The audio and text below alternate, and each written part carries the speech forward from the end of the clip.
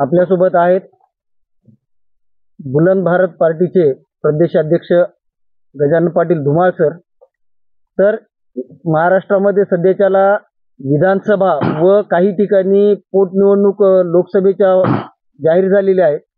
त्या अनुषंगाने आपल्या पार्टीच्या वतीने आतापर्यंत किती उमेदवारी अर्ज दाखल करण्यात आलेले आहेत आणि कुणासोबत युती करण्यात आलेली आहे का? नमस्कार, मी गजानन धुमाळ पाटील शनीकर, जे की बुलंद भारत पार्टी प्रदेशाध्यक्ष म्हणून आपल्याकडे कुणाल कांत शर्मा आमच्या जे की पक्षाध्यक्षाने आपल्याकडे महाराष्ट्राची जबाबदारी सोपवली आहे. त्यामध्ये सध्या चालू असलेल्या जे काही विधानसभा आहे महाराष्ट्रात चालू 288 जागा आणि एक जी नांदेडची लोकसभा आहे, तर ही आपण बुलंद भारत पक्षाकडून आव्हान 288 केलं आहे. परंतु सद्यस्थितीत कमी वेळ भेटल्यामुळे आम्हाला महाराष्ट्रामध्ये जे काही नांदेड जिल्हा, त्याचबरोबर परभणी, बीड, लातूर आणि मराठवाड्यातील काही असे जिल्हे आम्ही जे काही 10 ते 15 जागा आम्ही उभ्या केल्या आहेत, जे की आपल्या याच्यामध्ये महाराष्ट्रामध्ये बुलंद भारत पक्षाकडून. त्यामध्ये नांदेडची एक लोकसभा आहे, त्याचबरोबर बाकी विधानसभा आहे, जसं की आपल्या इथं मुखेड आहे, नांदेड उत्तर आहे. मी स्वतः जे की भोकर 85 मधून उभा आहे, त्याचबरोबर नांदेड उत्तर मधून पण उभा आहे विधानसभेसाठी. जे की आमच्या कल्पना मॅडम आहेत गायकवाड, तेही आपल्या नांदेड लोकसभेसाठी आम्ही उमेदवार दिलेले आहे आणि त्यांचीच उमेदवारी तिकडं मुखेडमध्ये पण आहे. गेवराई, त्याच्यानंतर बीड, परळी, परभणी असे महाराष्ट्रामधून आम्ही बऱ्याच जागी उमेदवारी दिलेली आहे विधानसभेसाठी. आणि आमचा हा अजेंडा सध्या जे की शेतकरी जो कर्जबाजारी झालेले आहे त्यांच्या अन्यायाला वाचा फोडण्यासाठी आम्ही उभे केलेले आहेत उमेदवार आमचे. त्याचबरोबर आपण बघत आहोत की आता तुम्ही प्रश्न केला की स्वतंत्र लढत आहेत की एकटे लढत आहेत. सध्या तर आम्ही हा बुलंद भारत पक्ष स्वतंत्र लढत आहोत. कोण्या पक्षाने किंवा जरांगी पाटील असतील किंवा कोणी असेल आमच्यासोबत या असं जर आमच्यासोबत म्हणले किंवा आम्ही त्यांच्यासोबत चर्चा करून, तसंही आमचं प्लॅनिंग आहे की आम्ही युती पण करू शकतो, इच्छितो असं आहे. सध्या परिस्थितीमध्ये आपण बघत आहोत की महाराष्ट्रामध्ये ज्वलंत शेतकऱ्यांचा हा खूप गेल्या 20 वर्षापासून प्रश्न आहे. आपण बघत आहोत आसमानी संकट, अतिवृष्टी अशा निरनिराळ्या संकटामध्ये शेतकरी व्याकुळ झालेले आहे. त्यामध्ये या शेतकऱ्यांचं कर्जमाफी झालं पाहिजे, पण आजताक आहेत या फडणवीस सरकारनं, या शिंदे सरकारनं कुठल्याही पद्धतीचं कर्जमाफी केलं नाही. मागच्या सरकारनं ही नुसतं जाहीर केलं, त्याचंही कुठलंही कर्जमाफी झालं नाही. आज माझा हा ग्रामीण भागातला शेतकरी वर्ग आज कर्जात डुबलेला आहे. का डुबलेला आहे? कारण शेतात पिकत नाही बरोबर, निसर्ग साथ देत नाही. त्याचबरोबर जंगली पशूंचा अतोनात त्रास होत आहे. एवढंच नाही तर आपण पिकवलेल्या मालाला बाजारामध्ये नेलं तर त्याला कवडीमोल विकायला लागते. या सगळ्या गोष्टींना माझा शेतकरी त्रस्त झालेला आहे.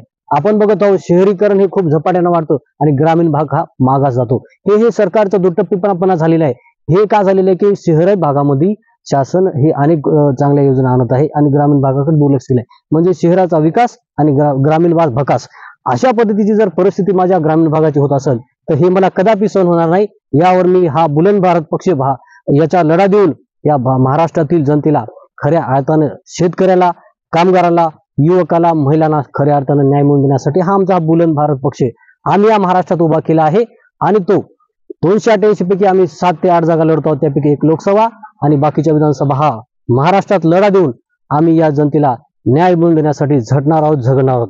या लोकशाही माध्यमातून जे काही निवडणुकीला उभे राहील आणि त्याच्यातून आमची जे काही पक्ष निवडून येईल, आल्यानंतर आम्ही नक्कीच हे शेतकऱ्यांचे प्रश्न असतील. आपण बघत आहोत की आपल्या महिलांसाठी कुठल्याही पद्धतीचा रोजगार या भारतात दिसत नाही. पुरुष तरी कुठं असते नाही, इथं तिथे जाऊन काम करू शकतो, परंतु माझ्या महिला भगिनींना रोजगार भेटावा, त्यांच्या हाताला काहीतरी काम लागावा, हेही आमचा उद्देश आहे. युवकांच्या हाताला काम लागावा हा उद्देश आहे आणि हा शेतकरी माझा प्रगत व्हावा हेही उद्देश आहे. आपण बघत आहोत की सद्यस्थितीमध्ये चालू प्रश्न आहे आरक्षणाचा, बरोबर आहे. याच्यातही मार्ग निघाला पाहिजे. मराठा समाजालाही आरक्षण भेटलं पाहिजे. ओबीसी मधून, एससी मधून, एसटी मधून जे काही आरक्षण आहे त्यांनाही शेवटच्या घटकापर्यंत त्या आरक्षणाचा लाभ मिळाला पाहिजे. हेही आमचा मानस आहे या निवडणुकीमध्ये आपण बघतो. आज घडीला मतदारासमोर जात आहात तुम्ही, काय जाहीरनामा आहे तुमच्या पक्षातर्फे आणि काय काय मागण्या करून तिथे जाणार आहात मतदारापर्यंत? आमचा पक्षांचा सर्वप्रथम जो जाहीरनामा आहे त्यामध्ये शेतकऱ्यांचं संपूर्ण सातबारा कोरा करील हे आमचं पहिलं वाक्य असेल. शेतकऱ्यांच्या जे काही नद्या नाल्या आहेत त्यांच्या अर्धा किलोमीटरवर बंधारा पण बांधून देणार आहे. हे पण आमचा उद्देश आहे.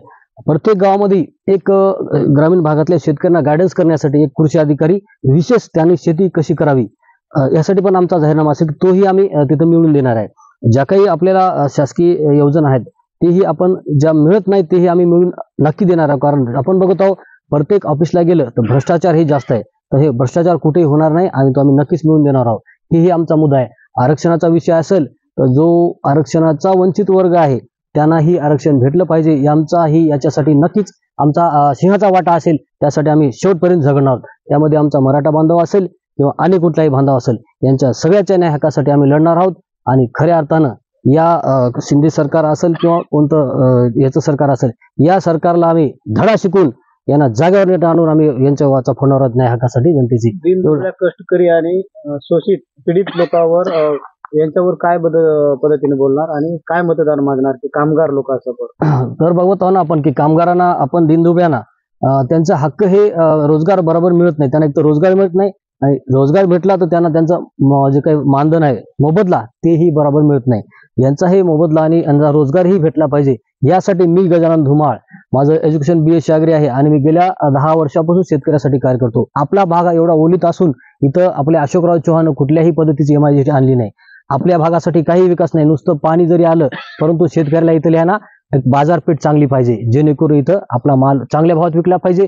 एवढंच नाही तर आपल्या भागात केळी ऊस हळद निरनिराळी पिकं घेतो परंतु मार्केटला आपण कवडी मोलाने भाव आपला माल विकतो.